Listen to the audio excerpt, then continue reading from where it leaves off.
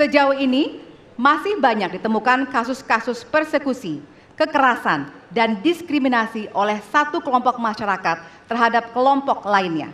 Pertanyaannya, apa kebijakan Anda untuk melindungi warga negara dan memperkuat toleransi dalam masyarakat Indonesia yang majemuk? Waktunya 2 menit dimulai dari sekarang.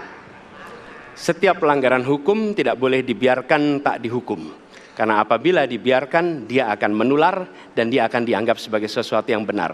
Karena itu langkah yang pertama adalah setiap kali ada pelanggaran dikerjakan oleh siapapun, kapanpun, dimanapun, maka tegakkan aturan, tegakkan hukum. Nomor 1. Yang kedua, ketika kita berbicara kerukunan, maka kita harus melakukan usaha berkomunikasi dengan semua. Negara tidak boleh memusuhi salah satu unsur yang ada di masyarakat. Nggak boleh. Negara adalah penyelenggara yang harus menjangkau semua. Kami mungkin tidak suka, mungkin tidak setuju dengan pikiran seseorang, tapi negara harus memberikan hak kepada dia untuk berbicara, termasuk untuk mengkritik. Sehingga ada ruang kebebasan kepada rakyat untuk menyampaikan pendapatnya. Jadi kita harus sadar, negara bukan mengatur pikiran, negara bukan mengatur perasaan, negara mengatur tindakan. Di situ kita atur. Dan bila melanggar, maka itu dilakukan tindakan penegakan hukum. Lalu ketika sampai kepada usaha untuk menjangkau semua, pasti komunikasi dilakukan. Tapi selalu saja ada peristiwa pelanggaran, ada peristiwa kekerasan, dan seringkali rakyat tak tahu kemana harus melaporkan. Dan ketika mereka berhadapan dengan pihak lain, seringkali mereka membutuhkan bantuan hukum. Karena mereka berhadapan dengan berbagai unsur yang ada di masyarakat. Karena itu kami merencanakan membuat sebuah program yang disebut sebagai online untuk pelayanan pengacara gratis. Jadi ini adalah online pelayanan gratis. Yang kami sebut sebagai, istilah yang kami gunakan adalah Hotline Paris. Itu namanya kira-kira. Nah, dengan cara begitu, maka rakyat mengalami masalah bisa minta tolong kepada negara untuk didampingi pengacara dari negara. Terima kasih. Baik. Terima kasih. Dan selanjutnya kami persilakan kepada calon presiden nomor urut 2 untuk menanggapi jawaban dari calon presiden nomor urut 1. Waktu Bapak 1 menit dimulai dari sekarang. Saya kira yang sangat dirasakan oleh banyak kelompok, terutama kelompok minoritas, Pak. Saya ingin tanya bagaimana tanggapan Bapak tentang keluhan adanya kelompok-kelompok minoritas yang ingin membuat tempat ibadah tapi sangat sulit karena faktor-faktor yang dipersulit oleh birokrasi dan sebagainya. Masih ada waktu, Bapak? Cukup. Sudah cukup? Baik, terima kasih.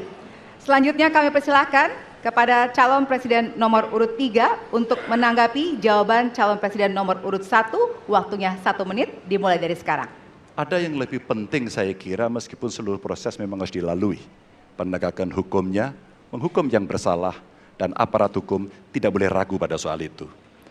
Tapi ketika kemudian kita kembalikan pada persoalan yang potensial muncul, itulah kenapa Pak Mahfud kemarin di Sabang berbicara dengan banyak tokoh agama, agar di samping pendidikan agama, mereka memberikan juga pendidikan budi pekerti, agar kemudian dia bisa mengerti sejak awal bagaimana berbeda dalam suku, agama, golongan, sehingga mereka akan bisa bareng-bareng memahami.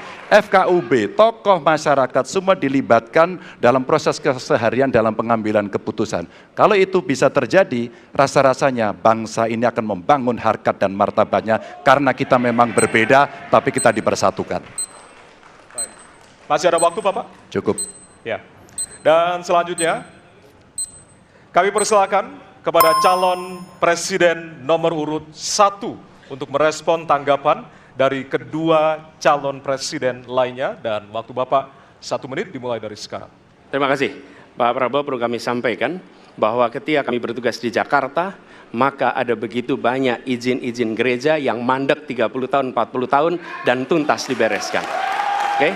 Antrian yang amat panjang, yang tidak pernah selesai. Dan kemudian banyak kelompok agama dari mulai Buddha, Hindu, Kristen yang mengalami kesulitan mendirikan tempat ibadah, mereka menerima izin tempat ibadah dan mereka bisa beribadah dengan baik.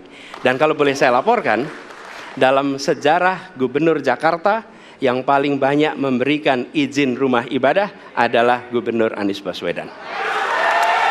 Termasuk ketika umat Islam mau mendirikan masjid dan tidak bisa mendapat izinnya, saya bicara. Ketika umat Kristen mau mendirikan gereja tidak bisa mendapatkan izin dari masyarakat, saya bicara. Dan semuanya akhirnya mendapatkan izin untuk bisa beribadah. Terima kasih.